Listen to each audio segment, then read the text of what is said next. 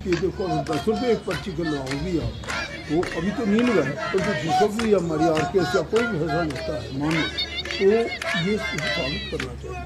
थोड़े बहुत रेवेन्यू उनके पास भी आएंगे तो भी भलाई के लिए लगाते, तो हाईली ऑडिटेड अकाउंट होता, कोई जेब में नहीं डालेगा 10 रुपये। ये आनंद श्रीमान आनंद प्रकाश जी आए थे लास्ट टाइम, अब आनंद प्रकाश जी ने जो है वो तो आनंद में रह गए, अब डॉक्टर को मुसीबत में डाल दिया, तो पर्ची गायब, फिर दोबारा से उसको शुरू करो। ऐसे ऐसे शेर होते हैं ना हमारे। अब इसको इनका लगाना सच में आपको बताऊं, मैं भी इसको चाहता हूँ कि लगाएं, अभी तक नहीं लगाए। बहुत लंबे अरसे से माननीय विधायकों को इंतजार था कि उनकी जो सैलरी है वो बढ़े, और जैसा उल्लेख किया कि आज से 8 साल पहले 2017 में हमारे विधायकों की जो सैलरी और अलाउंसेज है वो बढ़े है, और 8 साल में महंगाई कहां से कहां पहुंची है ये किसी से छुपा हुआ नहीं है। हमारे कोई कारोबारी नहीं, अभी कोई जिक्र कर रहा था कि करोड़पति है यहाँ पे। मुझे नहीं लगता इस सदन में कोई करोड़पति या कोई धन्ना सेठ इक्का दुक्का को छोड़ के हम सब जितने भी लोग हैं, अभी उल्लेख किया है कि साधारण परिवार से उठ करके लोग आए हैं। हिमाचल प्रदेश का जो विधायक है उसकी तो सिर्फ सैलरी ही जो उसका सोर्स ऑफ इनकम है। पीडब्ल्यूडी सर 4500 रुपया मिला, 2 साल से 4500 सरकार से मिला था कि आउटसोर्स ट्रेजरी सरकार से मिला था। ट्रेजरी तो खरी गल है सर, 2 साल से 4500 रुपये खर्चा नहीं होंगे ना पूरा, तो तुझे मैं आउटसोर्स चला दूंगा 9000 चाहिए। नहीं तो 10,000 दे देंगे, आउटसोर्स चलाई जा तो डेली बेस कर दिया बस सर, ऐसे बोला ना। हाँ जी, तो आउटसोर्स 10,000 चलनी आना है, 45 में गुजारा नहीं होना तो क्या काम करेंगे। तो मान्यों के जो भत्ते हैं वो 9 साल से नहीं बढ़े थे, और ये भत्ते इसलिए चर्चा में आते हैं क्योंकि इसके लिए सरकार नहीं कुछ कर सकती। हम तो सरकार है जो मंत्रिमंडल के सदस्य है, वो विधानसभा में ही लाना पड़ता है, 9 साल के बाद भी लाता है। अब चीफ सेक्रेटरी साहब की पे है 3 लाख 3.5 लाख, हमारे सेक्रेटरी DA की पे है 3,10,000, डॉक्टर है प्रोफेसर डॉक्टर की पे है 3,20,000। तो अगर इन्फ्लेशन के हिसाब से देखा जाए तो कोई ज्यादा बढ़ोतरी नहीं हुई है, कि एडिशनल सेक्रेटरी के बराबर ही होगी, एडिशनल सेक्रेटरी से ज्यादा नहीं है, ये मैं कह सकता हूँ। और जो हमारे मेडिकल कॉलेज के प्रोफेसर सीनियर होते हैं उनसे भी कम है, ये मैं कहना चाहता हूँ। बहुत बहुत धन्यवाद। किराया 5 रुपये लिया जाता है, तो HRTC का ये कहना है कि वे कहीं 5 रुपये नहीं होते हैं या वो नहीं होते, तो उसको ये फैसला किया कि 5 रुपये से बढ़ा करके मिनिमम जो है उसको 10 रुपये करने का फैसला लिया गया है। हमने कैबिनेट ने डिसाइड किया कि मिनिमम जो है 5 रुपये के बजाय जो 10 रुपये जो दिया जाए। नहीं, मिनिमम जो किराया है ना, जैसे पहले 5 रुपये किया था, क्योंकि हिमाचल प्रदेश में पिछले 5-7 सालों से बसेस के किराए भी नहीं बढ़ाए गए हैं, और प्राइवेट ऑपरेटर्स है या HRTC है, उनकी मांग है कि भाई उनके बढ़ाए, मगर कभी किराए नहीं बढ़ाए गए हैं। सिर्फ ये मिनिमम किराया जो है 5 रुपए से बढ़ा करके उसको 10 रुपए। हिमाचल में डीजल उपलब्ध है सस्ता आज भी। हमने 3 रुपए 7 रुपए में से 3 रुपए बढ़ाए, वहां से हमने ओल्ड पेंशन स्कीम का इंतजाम किया। हमने कहा जिस बात को लेकर उन्होंने लगाया है कि बिजली का बिल आया, उनका बहुत बड़ा बिजली का बिल क्यों आया है, उन्होंने बहुत बड़ा अपना मकान बनाया है जिसमें मैंने कहा है दिशा निर्देश दिए हैं, और उस पर उनकी बात को वैसे मैं गंभीरता से नहीं लेता, और वो अक्सर ऐसे बयान देते रहती है। मेरे को इस महीने मेरे मनाली के घर का 1 लाख रुपया बिजली का बिल आया, जहाँ मैं रहती भी नहीं। इतनी दुर्दशा की हुई है, और समोसों पे इनकी एजेंसियां जो है वो हम पढ़ते हैं और शर्मिंदगी होती है कि क्या हो रहा है। और प्रदेश को खासकर जो है हमें जो है उन्नति के रास्ते पर चलाना है, और मैं तो कहूँगी एक तरह से ये भेड़िए ही हैं, इनके चुंगल से हमें हमारे प्रदेश को निकालना है। इन्होंने पिछले जनवरी और फरवरी का जो बिल है वो पे नहीं किया था, वो जो कि 32,000 के आसपास है।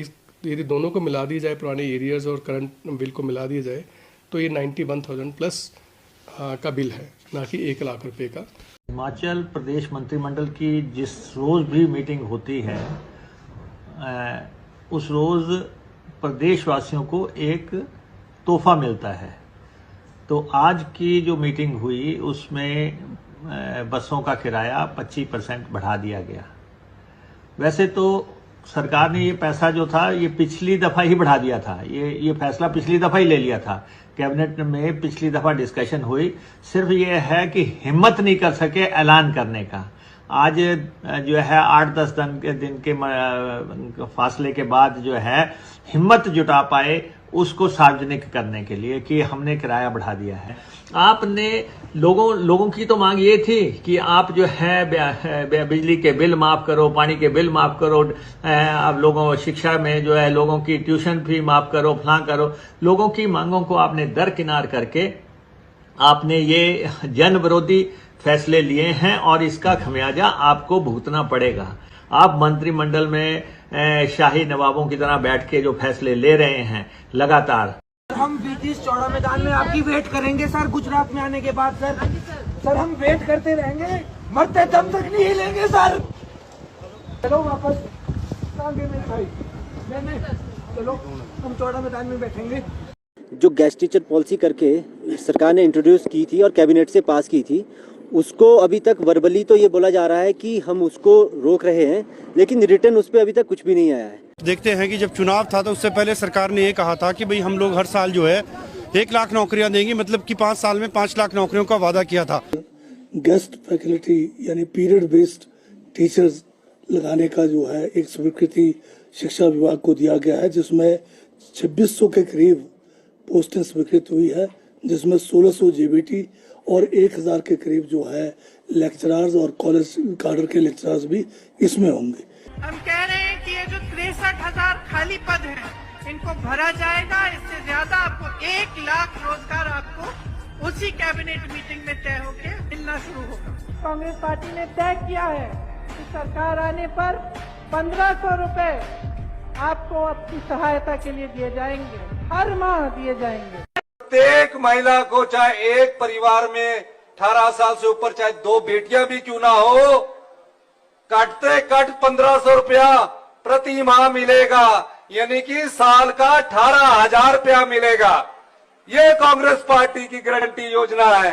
और जो गोबर करेगी गाय भैंस जिन्होंने रखी होगी, 2 रुपए किलो के हिसाब से गोबर भी खरीदेंगे और गाय का दूध का मूल्य 80 रुपए किलो और भैंस के दूध का मूल्य 100 रुपए किलो खरीदा जाएगा। आपको 18 साल से 60 साल की जितनी भी महिलाएं हैं, आपको इधर सरकार बनेगी, उधर मंत्रिमंडल शपथ ग्रहण होगा और दिसंबर महीने से आपके खाते में 1500 रुपए आने शुरू हो जाएंगे।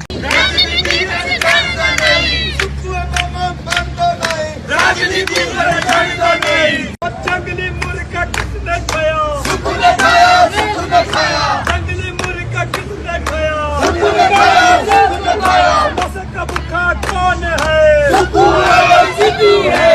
मसका भूखा कौन है? सुखू है, सिद्धू है। तो ये मामा मानना नहीं, कर्मचारी छोड़ना नहीं,